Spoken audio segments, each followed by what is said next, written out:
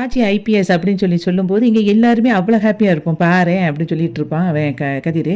அதுக்கப்புறம் சரி நல்லா சிரி அப்படின்னு சொல்லிட்டு அவள சிரிக்க சொல்லுவான். உடனே அவளும் சிரிப்பா. அதுக்கப்புறம் சரி வா போவோம் அப்படின்னு சொல்லிட்டு அங்க போவாங்க.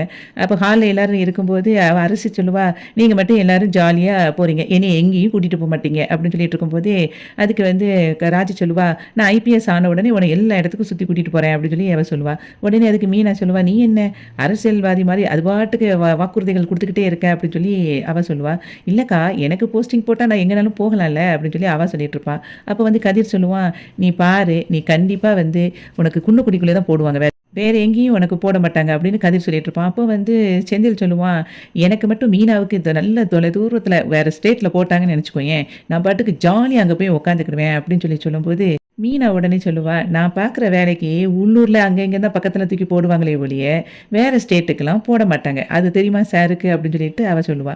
அதுக்கப்புறம் சொல்லிட்டு சொல்லுவா, "அப்படியே அப்படி போற மாரி இருந்தா கூட, இப்ப இருக்கிற அந்த குவார்டர்ஸ் இருக்குல்ல, அத காலி பண்ண சொல்லிருவாங்க. நீங்க உங்க அம்மா வீட்ல தான் இங்க இருக்கணும். அப்போ உங்க அப்பா கூடயே தான் நீங்க பார்த்துட்டு இருக்கணும்னு." சொன்னோனே, "எம்மா வேண்டாம்ப்பா எனக்கு அந்த இது." அப்படின்னு சொல்லிட்டு செந்தில் சொல்லிட்டு இருப்பான். அந்த நேரத்துல திரும்ப பாண்டியன் வந்து உட்கார்ந்திருப்பாரு.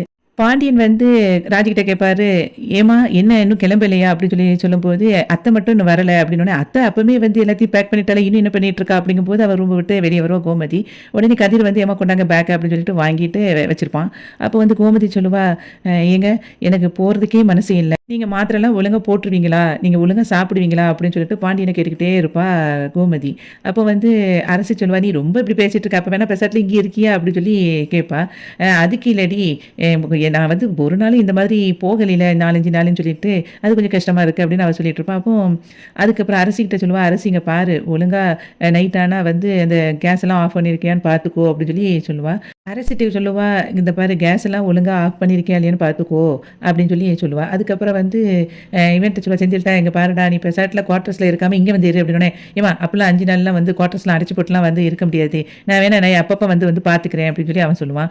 அதுக்கப்புறம் அவன் சொல்லுவா, "அங்க பாரு புளிக்குழம்பு, வத்த குழம்பு எல்லாம் செஞ்சு வச்சிருக்கேன். சோறு வடிச்சு பெசாட்ல அதில பெசஞ்சு சாப்பிடுங்க." அப்படின்னு சொல்லிட்டு கோமதி சொல்லிட்டு இருப்பா. அதுக்கப்புறமும் வந்து க பாண்டியன்ட்ட சொல்லுவா, "இங்க பாருங்க, நீங்க ஒழுங்கா சாப்பிட்டுருவீங்களான்னு?" சொல்லிட்டு அவனே அக்கறை எடுத்து கேட்கும்போது, இவன் சொல்லுவான், "இங்க பாரு கோமதி, நான் எல்லாம் கரெக்ட்டா பார்த்துக்கிடுவேன். நீ எதுக்கு இப்படி யோசிச்சுட்டு இருக்க?" அப்படின்னு சொல்லிட்டு திரும்ப 2 பேரும் பேசின உடனே எல்லாரும் சொல்லுவாங்க, "இப்படியே நீங்க 2 பேரும் மாறி மாறி கொஸ்டின் விசாரிச்சுக்கிட்டு இருந்தா பஸ் போயிரும்.